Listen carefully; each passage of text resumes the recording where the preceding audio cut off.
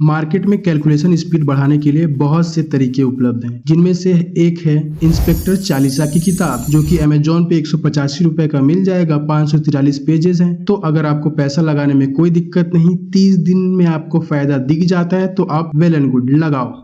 लेकिन अगर आपको आंसर वेरिफिकेशन में दिक्कत आती है, क्लैरिटी की कमी है, रोज पढ़ने पलटने में दिक्कत है, मिक्स्ड प्रॉब्लम्स नहीं मिल पाते, टाइम कंज्यूमिंग लगता है, पैसा लगाने में दिक्कत है, एनालिसिस नहीं कर पाते हैं, सोल्यूशन का वीडियो देखने में झंझट लगता है और कोई पर्सनलाइजेशन नहीं है, तो फिर ये मेथड आपके लिए अच्छा नहीं है। इसका सोल्यूशन है मेरे पास।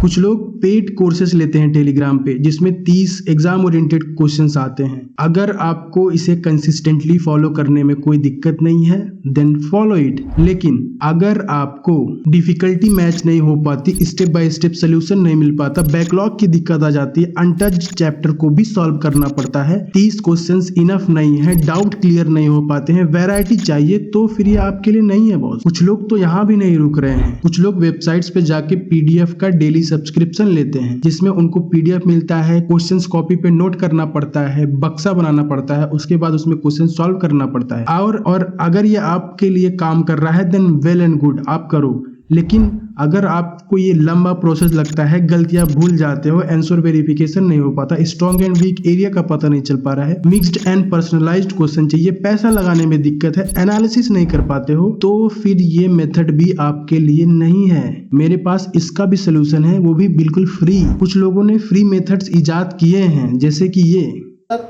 11 दूना 22, 7 29, 88 और 2 90, 11 दूना 22, 9 31, 11 2 44, 3 47, 77, 4 81। फिर ऐसा करके फिर नंबर लिखा 7826533213 इंटू 12, 12 3 36, 12 कम 12 3 15, 24 1 25, 36 2 38, 5 60 63, 72 6 78, 24 7 31, 96 3 99, 84 और 9 93। तो ऐसा करके आपको आगे बढ़ना है, जैसे 742836 512 इंटू 13।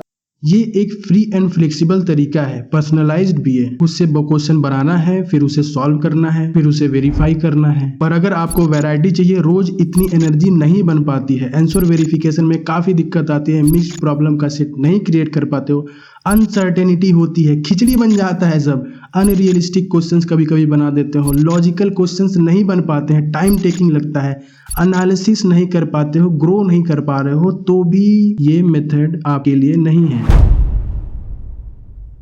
इन सारे समस्याओं का हल है इस धरा पे करोड़ों सालों से राज कर रहे मनुष्यों द्वारा रचित एक रचना के पास, जो है एआई।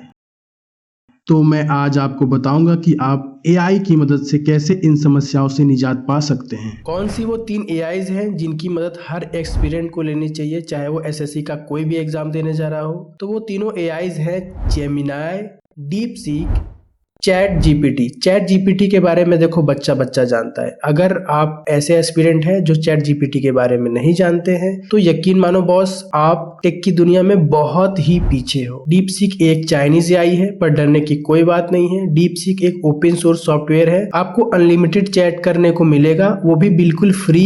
सारे फीचर्स फ्री अवेलेबल है और लाइफ टाइम के लिए अवेलेबल रहेंगे। जेमिनाई गूगल का एआई है। गूगल के इतने वास्ट इकोसिस्टम को जेमिनाई आपके लिए अकेले हैंडल करेगा, आप बस इसे कमांड दो। ये काफी काम का एआई है। मैं मानता हूं कि एसएससी, रेलवे या बैंकिंग के एस्पिरेंट्स के लिए सबसे ज्यादा इंपॉर्टेंट कोई एआई है तो वो जेमिनाई है। Why only 3 AIs? 3 ही एआई का इस्तेमाल क्यों करना है? देखो बॉस, जब से चैट जीपीटी लॉन्च हुआ है, हर दिन एक नया एआई आ जाता है मार्केट में। लेकिन आप एसएससी, रेलवे अगर बैंकिंग की तैयारी कर रहे हो, तो आपको इन तीनों एआई के अलावा कोई भी चौथा एआई, चाहे वो परप्लेक्सिटी हो, का इस्तेमाल करने की कोई जरूरत नहीं है। अगर आपको एआईज का इस्तेमाल करना नहीं आता है, तो मैं आपको सिखाऊंगा बिल्कुल बेसिक से। अगर फिर भी नहीं आता है, तो आप मुझे कमेंट सेक्शन में बताइए। आप जिस लेवल से स्टार्ट करना चाहेंगे, मैं उस लेवल से आपको एआईज का इस्तेमाल करना सिखाऊंगा, बिल्कुल जीरो से। तो मैं चैट जीपीटी पे प्रॉम्प्ट लिख के दिखाऊंगा, उसके बाद जेमिनाई एंड डीप सीक पे कि आपको अपने कैलकुलेशन स्पीड को कैसे बूस्ट करना है। Prompting, what is prompting? तो आप चैट जीपीटी के चैट सेक्शन में जो कुछ भी लिखते हैं हम उसे प्रॉम्प्ट कहते हैं। और आप किस तरीके से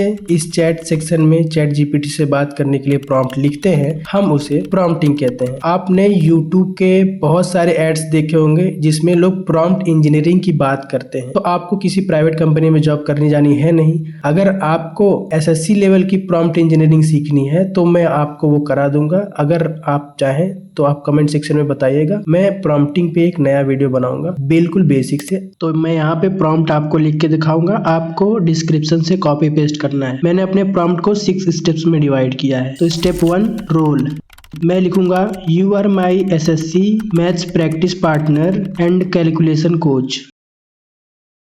स्टेप 2 टास्क, तो मैं इसे कहूंगा 20 क्वेश्चन जनरेट करने के लिए एक के बाद एक। तो कहूंगा generate 20 maths problem 1 by 1। Step 3 that is topic, मैं टॉपिक बताऊंगा इसे। तो मैंने बेसिक टॉपिक्स लिए हैं जो एक बिगिनर इस्तेमाल करता है। अगर कोई बिगिनर होता है और शुरू में कैलकुलेशन करने की कोशिश करता है तो इन्हीं टॉपिक्स पे वो काम करता है। तो मैंने भी इसलिए लिखा है square and square root up to 30, cube and cube root up to 20, percentage to fraction, fraction to percentage, addition, multiplication, division, subtraction, simplification, LCM and HCF. और मैं चाहता हूँ इससे कि ये मुझे प्रॉब्लम जो है मिक्स्ड दे और random they, mostly mixed problem and random. अब मैं लिखूंगा स्टेप 4 दैट इज डिफिकल्टी या फिर मेरा लेवल। तो मैं इसे बताऊंगा, आप चाहे तो लिख सकते हैं मीडियम या बिगिनर लेवल या फिर हाई लेवल। तो मैं इसे बताऊंगा कि मैं 6 महीने से एसएससी की तैयारी कर रहा हूँ और मैंने काफी मैथ्स के कैलकुलेशन किए हैं। I am preparing for SSC CGL from last 6 months, so I have done some calculations.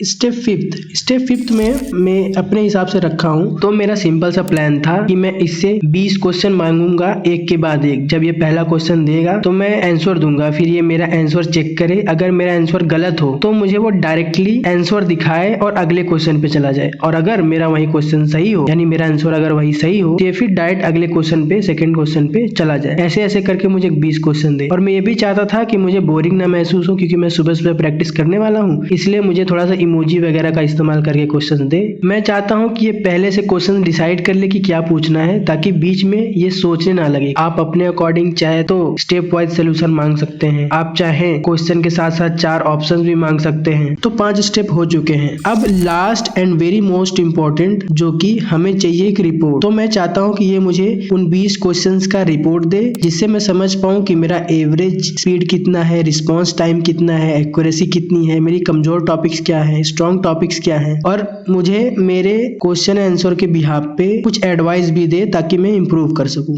तो आप देख सकते हैं प्रॉम्प्ट होता है यहाँ पे कंप्लीट, और मैं करता हूँ एंटर करते ही चैट जीपीटी कुछ सोचता विचारता है और बोलता है कि हाँ, मैं आपके बताए हुए तरीके से 20 क्वेश्चंस दूंगा, और देता भी है। और मैं सारे 20 क्वेश्चन सॉल्व करता हूँ, जिसमें से आप देखेंगे तो पहला जो क्वेश्चन है वो स्क्वायर पे है, दूसरा क्यूब रूट पे है, तीसरा सिंप्लीफिकेशन पे है, चौथा यूनिट डिजिट पे है। तो मैंने 20 क्वेश्चन सॉल्व किए हैं, लेकिन मैंने जानबूझ के क्वेश्चन नंबर 11 को गलत किया है, ताकि मैं आपको दिखा सकूं कि chat GPT step wise solution आपको वहीं के वहीं दिखाता है, और राइट आंसर दिखाने के बाद, जैसा हमने बताया था, तुरंत ही अगले क्वेश्चन पे जंप कर जाता है, हमें कुछ उसे बताना नहीं पड़ता। तो अभी 20 क्वेश्चन कंप्लीट हो चुके हैं। तो मैंने जैसा कि मांगा था एक रिपोर्ट, तो मेरी रिपोर्ट भी बन के आ चुकी है। तो 20 के 20 क्वेश्चन हो चुके हैं, और जैसा कि मैंने चैट जीपीटी से रिक्वेस्ट किया था कि लास्ट में एक रिपोर्ट प्रिंट करना मेरे लिए, तो वो मुझे रिपोर्ट प्रिंट करके दे दिया है। तो यहाँ पे आप देख सकते हैं कि 16 सही है, 4 गलत है, 80% एक्यूरेसी है, स्पीड काफी अच्छी है।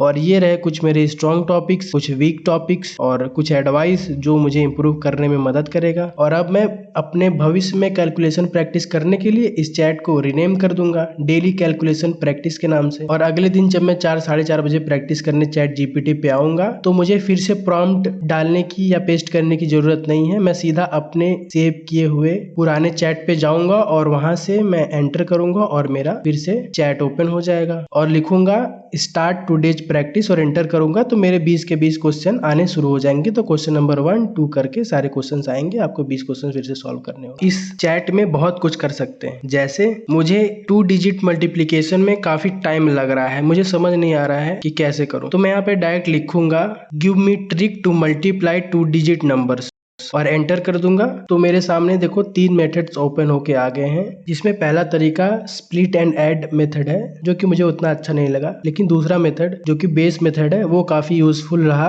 और तीसरा मेथड जिसे हम वैदिक मेथड से जानते हैं, काफी फेमस भी है ये वाला मेथड, तो ये मेथड मुझे काफी अच्छा लगा। तो सारे मेथड सीखने के बाद मैं चाहता हूँ कि क्यों ना लगे हाथ प्रैक्टिस ही कर लिया जाए। तो मैं चैट जीपीटी से रिक्वेस्ट करूंगा कि वो मुझे 50 क्वेश्चन दे 2 डिजिट मल्टीप्लिकेशन पे, ताकि मैं लगे हाथ प्रैक्टिस कर सकूं।